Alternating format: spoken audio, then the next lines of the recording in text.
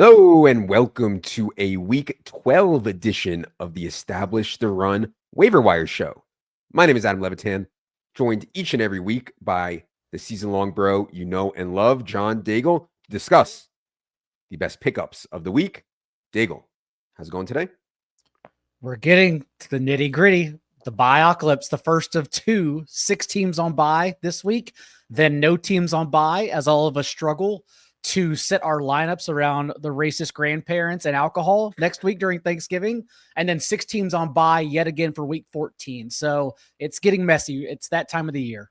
Okay. Speaking of Thanksgiving, quick programming note here for anyone who has not yet tried our in-season product. We will be running a Thanksgiving week sale. Stay tuned on Monday to your email, assuming you've signed up for our newsletter or anything else where we'd have your email or Twitter, and you'll see information about our Thanksgiving week sale. It will be on our NFL in-season product. All right, Daigle. Waivers for this week, I think, is relatively weak. I think the main thing that people should be doing and are doing right now is going to be optimizing their bench, optimizing. Maybe they need some pickups for streaming in this week, but trying to optimize for the playoffs and for these bloated bye weeks that we're going to see in 2 of the next 3 weeks here. I actually want to start with Will Dissly because I think there's still people out there that are struggling at tight end. They have Dalton Kincaid. Maybe they're thinking Evan Ingram with Mac Jones is total dust. And meanwhile, we have Will Dissly in here looking really good for Justin Herbert, who was absolutely shredding in the first half of that game on Sunday night. They even talked on the broadcast about the bond that Dissly and Herbert seem to have going. So I think there's people out there that are like, man, maybe I should go with Will Dissly over Dawson Knox and Dalton Kincaid. Maybe I should go with Will Dissly over Evan Ingram. What do you think about Dissly here rest of the way as a tight end play, Daigle? And the confidence Jim Harbaugh has in Herbert. 2 possessions at the end of the game where they could have killed the clock, but Harbaugh instead just wanted to put the ball in Herbert's hands. He's in love with them, and why not? Because Herbert, post-bye, getting over that low ankle sprain, has just torched the earth for fantasy, and Will Dissly has been a major part of it. It started when Hayden Hurst was initially injured in week 7. So it wasn't a shock to see Will Dissly pop up and earn targets in that 2-week stint, but it's continued since then. And yes, Hurst was again inactive on Sunday night, but still, since week 7, only Taysom Hill, Dalton Kincaid, and Evan Ingram have been targeted at a higher rate of their routes than Dissly, who's scored 10.8 points per game as a weekly tight end 11 in that time. As I write in the column, I don't think he's a must-start tight end 1 weekly. I think he's close to that, similar to Kyle Pitts, Tucker Kraft, and even Evan Ingram in this decrepit Jacksonville offense with Mac Jones. So I do view him as a mid-range, low-end guy who everyone should be looking to if they're still streaming the position or they are struggling with injuries there. Yeah, I think that's fair. I would try to stream it matchup based to some degree. And, Will Dissly's athleticism I have made fun of before. He's made some big plays, man. I can't deny it. I think his most likely lines most weeks are like 4 for 36 or 5 for 40, 3 for 30, stuff like that. But that's every tight end's, floor. And to get it consistently from Dissly, I think is at least worth considering. The other big news I thought this week, Daigle, was the Bears running back situation where in the first game under Shane Waldron, you see Roschon Johnson pop up for a bunch of work. We had seen some huge DeAndre Swift workload games. I mean, massive DeAndre Swift workload games previously. Now we get Roschon mixing in plenty at the goal line, which is kind of expected here. Daigle, what do you think about Roschon rest of the way? He's been their best and most frequently used back at the goal line. He always had that role that we kept stashed in a pinch just in case DeAndre Swift was injured. But now, as you mentioned, in their first game under Thomas Brown, we did get a season high 41% of the team's backfield touches for Roschon, behind Swift, who handled 59%, his lowest mark since week 3. And remember, week 3, that was the first game Roschon was active on special teams. That's when they began healthy scratching Velus Jones at first. And so it could be a timeshare. This, though, Roshan is the analogy of what people look at in the waiver wire based on what they need, because everyone should be using their own personal context when picking up players this week.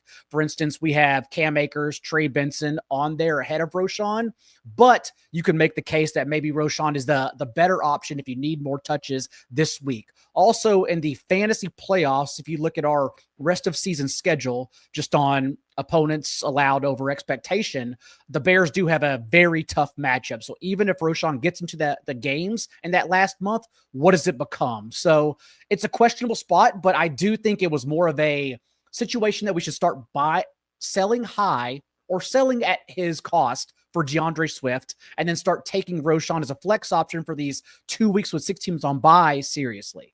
Yeah, I mean, Bears have to play Vikings, Lions, 49ers, Vikings, Lions, Seahawks to close it out. There's not going to be a ton of touchdowns there for Roshan to score, I don't think. So, yeah, good to see him get a bigger role, but it's going to be pretty touchdown dependent here, I think. The other injury news was Zamir White and Alexander Mattison both getting dinged up in that game. I don't know how severe it is. Even if like both those guys are out, I don't know that I'd even want to be or excited to play Amir Abdullah, but I could see people doing it in a pinch. Daigle, any thoughts on what's going on with Mattison, Zamir White? And if both those guys were out, how would you even think about playing Amir Abdullah? I made sure to have a lot of player notes and go deep at running back and wide receiver this week, just because personally, being in a lot of 14 team and triple flex weird leagues, you have to dig deep for injuries and buys. And so the Raiders running backs are mentioned, if only because, yes, Mattison and Zamir White could be out. And if that's the case, Amir Abdullah did score the 10-yard touchdown this past week in the fourth quarter of garbage time against the Dolphins, but rookie Dylan Labe was not active. And he was not active because, like the Audric Estime treatment, he fumbled on his only carry this year in week 6. He's been healthy scratch since. Just hasn't been back on the field or received another carry since then. The thing is, the last time Amir Abdullah handled over 6 carries in a game was week 18 of the 2021 season. We do not think he's an early down back. And so if it plays out where Mattison and White are injured, I can see a situation where deep 12 and 14 team league managers flex both Abdullah and Labe, if only because those are the two backs available to handle all the touches. Okay. At the wide receiver position this week, there's certainly some options here if you need streamers. Christian Watson popped up for a big play. He ran, I believe, over twice as many routes as Dontavian Wicks did in that game. You also get Elijah Moore, who, the Jameis stuff, it's going to start to get tougher, right? Let me just pull up the schedule here real quick on the Jameis stuff. Yeah. Steelers, Broncos, Steelers, Chiefs, Bengals, Dolphins is how the Browns finish out their season. Jameis is not going to have games like he had against the Ravens or like he had against the Saints. I think against any of those teams, I still think Elijah Moore is viable anytime Jameis is starting. And then you also get MVS, who everybody waived. We talked about it a little bit on Sunday morning before the DFS slate, and I was like, man, if this was 2015 or 2016, MVS would have been one of the most owned players on the whole slate coming off of that game. He was like unowned and popped up for another big play here. Nobody wants it on MVS. Daigle, any priorities for you at the wide receiver position this week? The Saints, obviously on bye in week 12, but this is where I place Marquez Valdes-Scantling, as I write in the column, if you are not trying to flex or have a wide receiver for the bye weeks, like Alec Pierce, Noah Brown listed behind him. This is where I would rank MVS. I think we all, though, and the Start Sit Show and the Slack for DFS, we all got a little bit higher on MVS once we saw that Mason Tipton was also out. It is very clear that they are just going to allow MVS to lead their entire team in routes run, and it's just going to be the most condensed offense ever between Alvin Kamara, Taysom Hill, and MVS the rest of the way, especially with Chris Olave on injured reserve. And you and I have talked about in the past, we don't think he's coming back this year either. So with Darren Rizzi coaching to, like Antonio Pierce, gain that head coaching role, I just don't see MVS coming out of the lineup. And the fact they keep getting these other wide receivers out there, that's just more room for MVS to grow. Yeah. So yes, 12 and 14 teams leagues now. He does have multiple outs to continue getting there. And for Elijah Moore, it's just, Yes. How long is the red carpet, is the leash for Jameis Winston?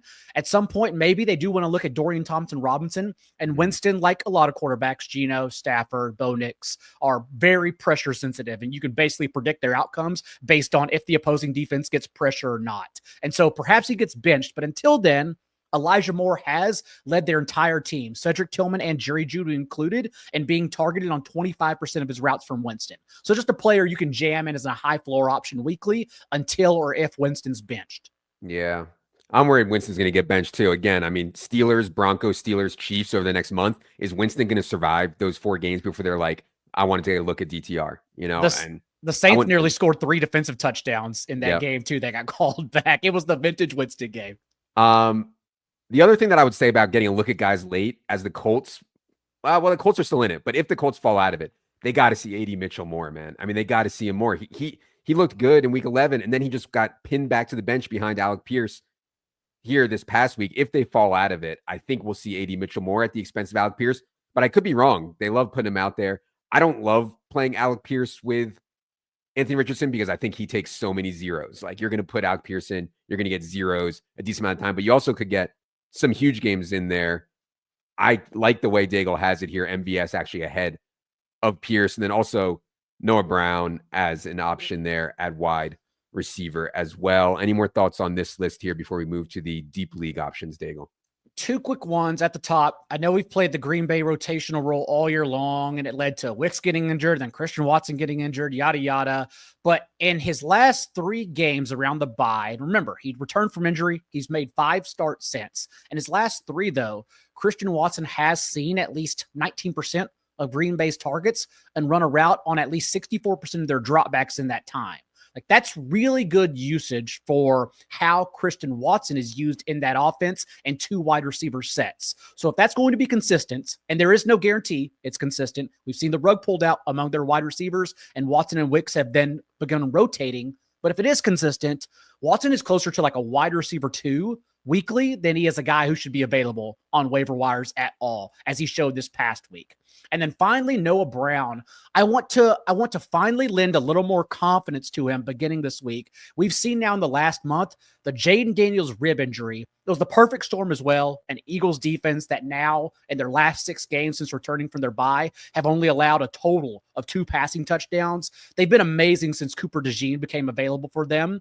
And Jaden Daniels the last month through the rib injury has been the opposite of amazing. It's been very clear. That's why they gave Austin Eckler a team high in targets. This is why he's completed just 59% of his passes the past month. But you correct those things, 1, because you have 10 days rest now, and 2, because you play a Cowboys defense that should be in Pop Warner, not the Professional Football League. So I do like Noah Brown a whole lot beginning this week as their wide receiver 2. Okay, interesting. I know we got a lot of questions from people about playoff and playoff prep and playoff stashes.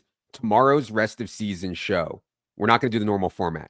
We're going to do a new format on tomorrow's rest of season show. And the whole focus is going to be on getting your lineup and your roster optimized for the playoffs. We'll talk about some streaming defenses for the playoffs, kickers, playoff schedules, etc. So stay tuned for that on Wednesday. As for some more deep league options here, Daigle, as we move down, you mentioned Dylan Lobby. We get into the mix. Marvin Mims. You get some of the Panthers guys here as well. It's not great. I'm sure people also want to hear your take on the Tommy DeVito situation, how that might affect the Giants. So anything you want to highlight here from the high stakes waiver targets list, Daigle? Marvin Mims is interesting for 14-team leagues, if only because he's now handled 3 carries in back-to-back games, as Sean Payton has figured out Bo Nix's strengths, and that's really just to run the Oregon offense. And the 3 times they asked him to throw downfield, just please hit them. And he has improved. He's gotten a lot better over the last month in easier spots as he's developed. But they do continue to find ways, unlike past years, to get Mims more involved as an explosive guy. This past week, even they lined him up at running back at one point and allowed him to run a route and shake his linebacker. So I think Mims is getting a little bit interesting as the Broncos find their footing on offense. And then the deep league ads are really a combination of the Panthers and Patriots receivers that we just have no idea how it's going to shake out. I think we're getting Adam Thielen back this week as well for Carolina. And remember, before their bye, it was Jalen Coker, who led them with over 30% of the team's targets, Xavier Legette, who still led them in routes run, and now we might throw Adam Thielen into that mix with Bryce Young against the Kansas City defense. I have no idea what's going to happen between those three. And then for the Patriots, we did mention Kayshon Boutte last week, and yes, he was still available in 2 wide receiver sets, but of course, because we see this weekly under Gerard Mayo, it was instead Kendrick Bourne who popped up, team high in receiving yards and a receiving touchdown. Demario Douglas still hammered from the slot as well. So it's just 2 confusing situations that I'm not sure we'll ever be able to pinpoint and project weekly. Yeah, at least Boutte's out there running 100% of the routes, right? Yeah. At least you can like hang your hat on that. I think that's something that with Marvin Mims, like we have no idea. I mean, sure, Peyton could just be like, forget it. For people looking for some streamers, like I think at this point, most people's lineups should be like your starting lineup and then handcuffs on the bench and 1 injury away guys on the bench at all positions. If you do need streamers though, Jake Ferguson sustained a concussion last night. Given their situation, highly doubt he's rushed back. Luke Schoonmaker popped up for a reasonable game there. Devon Vele continues to be okay, at least when the Broncos and Bo Nix play well. Anybody else down here you want to highlight? Oh, there's Do you buy these rumors that like they're gonna shut down Cousins and Penix is gonna get in there for the end and stuff like that? I keep seeing people say that. I don't know why they're saying it. Like I've seen nothing to suggest that Kirk Cousins won't finish out this year as the starter, but maybe I'm missing something. I don't buy that, if only because they're still competing for the lead in the division. So I don't know why they would shut down Cousins. Like, yes, don't get me wrong. It was very brutal on Sunday against the Broncos defense. And he's still somewhat immobile. The Broncos got after him, and that's why he just couldn't deliver anything at all. But I can't imagine they bench him right now in the middle of a division race. It doesn't make any sense. They're 6-5, and like everybody, I thought everybody should know it was an awful spot for Kirk Cousins against this Broncos defense. He's gonna have much better games. So, yeah. Anyways, any more thoughts on anybody else you want to highlight from the deep league list here? Tommy DeVito averaged 5.5 carries last week as a mobile rushing quarterback and super flex option. Gets the Bucs defense out of their bye, which is one of the best possible spots, still allowing a top 3 in points per game rate to opposing quarterback. So it doesn't look pretty, I know, but I think DeVito's a top 24 quarterback for sure this week. I have no idea what happens to Malik Neighbors, Wan'Dale Robinson, but I still have confidence at least in his rushing floor if you're desperate there. And then, for 1 QB leagues, just continue streaming it out. We even got 350 plus yards from Cooper Rush. There's a chance if they continue getting beat this poorly that Trey Lance is starting on the short turnaround against the Giants on Thanksgiving Day. So I'm still open to stashing him and Penix, honestly. And then in shallower 1 QB leagues, I know we're in deep leagues, but for some reason, Bo Nix, Russell Wilson, they're still out there. Anthony Richardson was dropped in places. Mm-hmm. We talked about on the Rest of Season show last Wednesday how he was a great start against that miserable Jets defense, went out and scored 30 points. This week, it's probably going to be a shootout against the Lions. The total has just continued to skyrocket at Vegas Sportsbook. So those guys are out there, and Richardson and Nix are not streamers. They should be started weekly now, if only for their rushing floors. Yeah, I have Josh Allen in a league, and obviously he has a bye this week, and I, being a lazy coward that I am, did not have a plan set. But then I went to the waiver wire, and I was like, oh my God, Anthony Richardson is out there. Geno Smith is out there. And that's kind of my point about 1 QB leagues. Like, there's going to be a lot out there. You don't have to panic. The place on the bench that I was using it for, and you should be using it for, is this 1 injury away stuff. We'll talk more about this tomorrow. But again, I just want to reiterate, at this time of the season, the most valuable guys I think you can have on your bench are the guys 1 injury away from being a superstar. Jordan Mason, Blake Corum, Trey Benson, Braylon Allen, Cam Akers, Zach Charbonnet, Ray Davis, Tyler Algier. If anything happens to the guy in front of them, you're actually inputting someone in your lineup that's going to project for 15 plus points. And that's just going to make your team closer to the super team that you need in the playoffs. So we'll talk more about the 1 injury away on the show tomorrow, but just wanted to re-highlight that there. We're going to get it synced up with the rest of season 150 as well. But for anyone listening just to this show, because for whatever reason, maybe they don't turn on the rest of season 150, the most obvious easy schedules, at least for running backs, and thus the stashes we're looking for, are the Rams, Cardinals, Bucks, and Seahawks, if only because we have the evidence that if Kenneth Walker's injured, Zach Charbonnet gets literally every single touch behind him. But those are the 4 spots to be very aware of. Yeah, just again, for anyone that has not seen this, if you go up to Draft Kit and then you go to Defense versus Position tab, you can sort defense versus position strength of schedule by fantasy playoff weeks. Only right now we have the Rams, Raiders, Panthers as the softest 3 for the fantasy playoffs. All right. That is going to do it for this week's edition of the Waiver Wire Show. If you're listening to this, shout out to you. You're still active in your league. You're still grinding. Good for you. Be sure to check in for tomorrow's show. Again, we are going to discuss the best stashes, streamers for weeks 15 through 17. That means streamers at defense. That means streamers at kicker. That means how to optimize your bench the right way as we careen towards the fantasy playoffs. For Daigle, producer Luke, producer Ryan, producer Patrick, a lot of producers. I am Adam. Good luck, everybody.